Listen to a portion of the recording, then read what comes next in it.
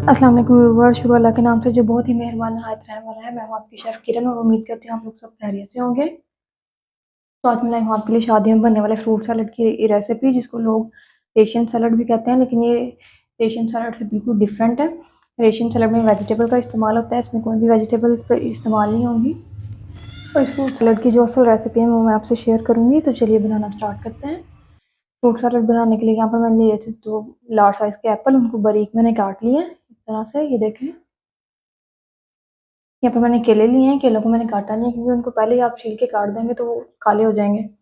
Fruit cake लिए मैंने यहाँ पर कंडेंस मिल्क लिया 5 टेबल स्पून, किशमिश और बादाम, क्रीम लिए मैं 200 ml, पाइनएप्पल और 1 टेबल स्पून मायोनीज लिए है। तो चलिए बनाना स्टार्ट करते हैं हम। तो यहाँ पर मैंने एक बड़े साइज का बाउल ले लिया, इसमें डाल देंगे हम क्रीम। 5 टेबल स्पून मैंने यहाँ पर ले लिया कंडेंस मिल्क। अगर आपके पास कंडेंस मिल्क नहीं है तो आप यहाँ पर शुगर भी ऐड कर सकते हैं। इसको मिक्स कर लेंगे अच्छे से। बड़े बाउल में ये कि आपको सारे फ्रूट्स वगैरह मिक्स करने में आसानी रहेगी।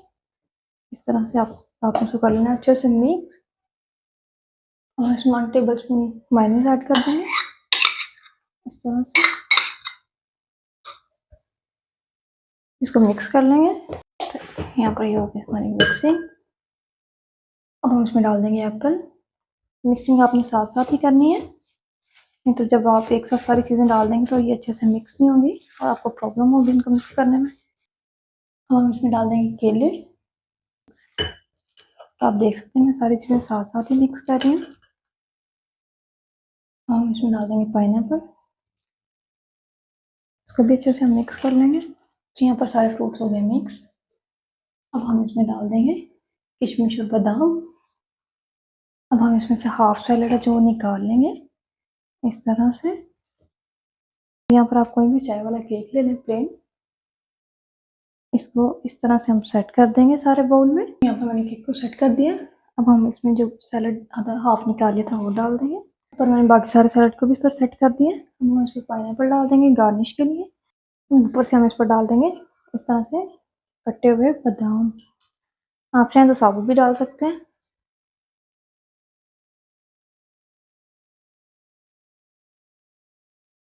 तो यहाँ पर हमारा मज़ेदार सा शादियों वाला सैलेड तैयार है। इसको अपने फ्रिज में रख के फुल ठंडा और चिल करके खाना है।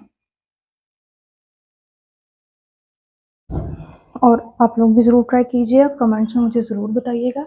दोबारा मिलेंगे एक नई रेसिपी के साथ। मुझे दीजिए इजाज़त। अल्लाह हाफिज़।